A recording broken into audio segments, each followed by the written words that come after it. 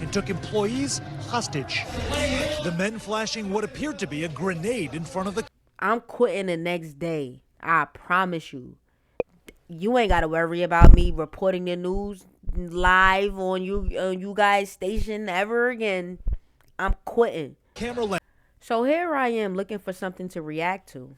Something that's going to be like eye-popping, right? And then I came across this. Listen to this. Just listen to this, all right? Armed men take over live TV broadcasts in Ecuador. Armed men take over live TV broadcasts in Ecuador. Like,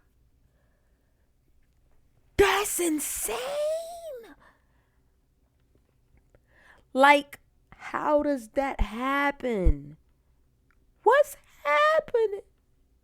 Who do we blame? Who did the system fail?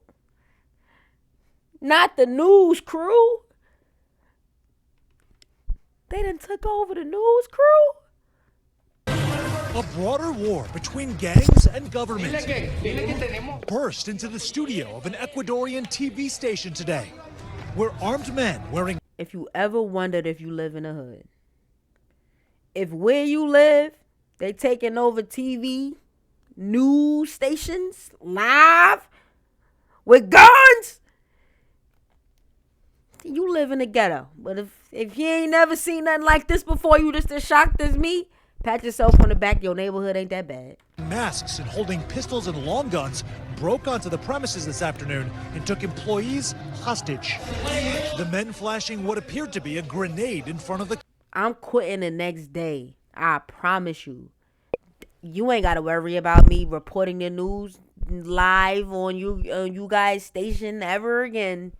I'm quitting. Camera lens and jamming what looked like dynamite into one anchor's pocket as the man pleaded not to be hurt. All of it broadcast on live TV.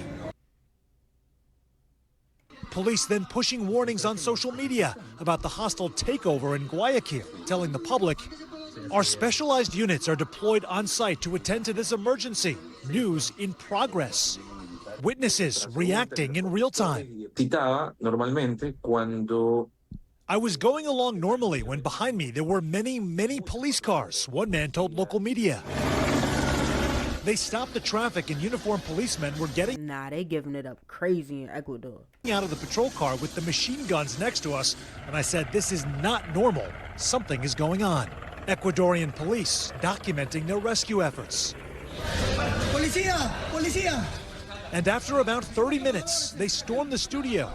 What? 30 minutes? You know what could have happened in 30 minutes? Ultimately corralled the masked intruders and their weapons. Incredibly, all hostages were released. The dozen-plus... Nah, I wanted to see what was going on. Like, what was the standoff like? Like, they ain't give us enough details. Like, nah, I wanted to see the standoff. Like, when they came in and they, like, what happened? Men later shown handcuffed and spread out against the wall as police stood over them with machine guns. The backstory is a broader conflict against armed drug groups that the president has termed terrorists. Ecuadorians, the time when the people condemned of narco-traffic, murder, and organized crime dictated over the government in place has already finished. He told the public earlier this week while declaring a 60-day state of emergency and empowering the army to neutralize these groups.